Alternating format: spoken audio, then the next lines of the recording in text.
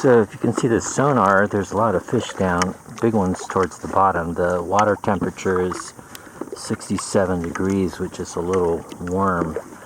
That's the surface water temperature. So down deeper, 20, 30 feet, it's probably much better. 65 is usually the top of the range for trout to be active. So we're running a surface lure right now. There are a few small fish on the surface, but so far they haven't decided to bite. And Carly's looking out for any trout, and we're just gonna keep that. So we just lost a trout.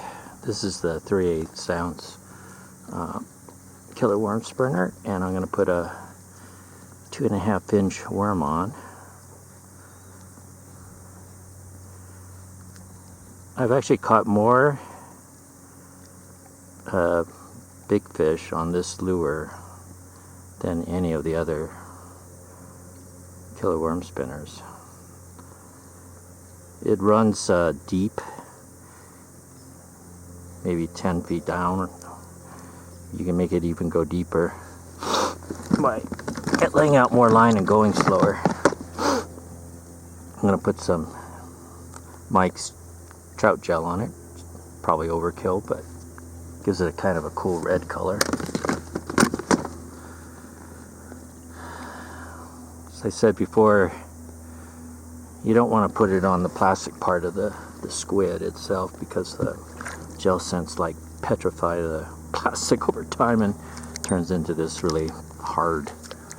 Instead of being supple, it is kind of hard. So we're just gonna chuck this thing out here and start trolling again. Make another loop. Hopefully hook another fish and call it a day. Okay. So turn the boat around.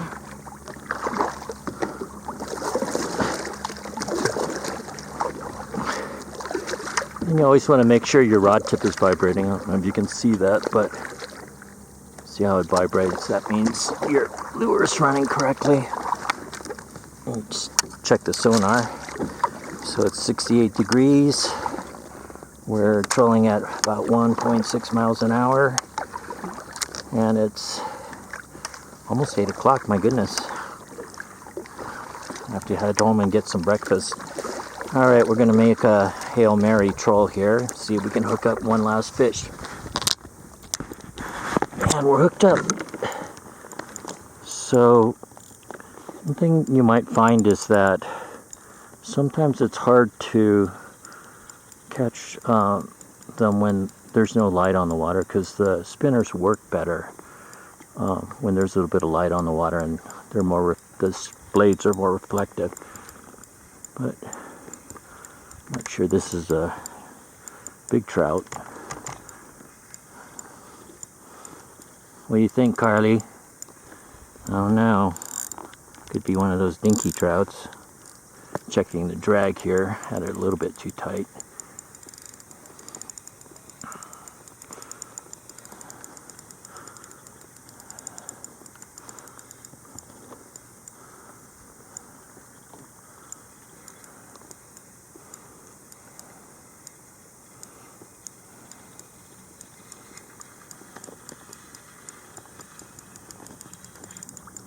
Oh.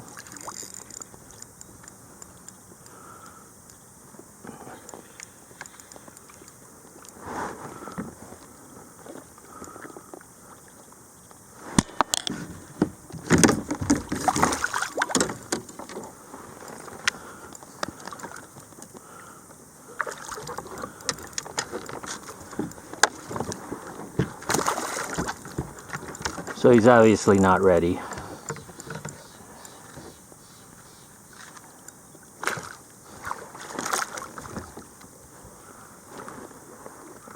There we go. So we are actually catch and release today.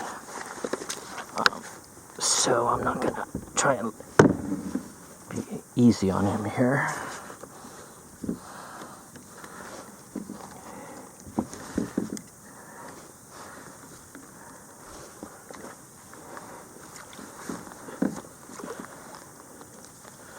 Unfortunately, I have a catch and release net that I usually use, but the bottom of it tore, and I sent away for a replacement. I haven't gotten it yet.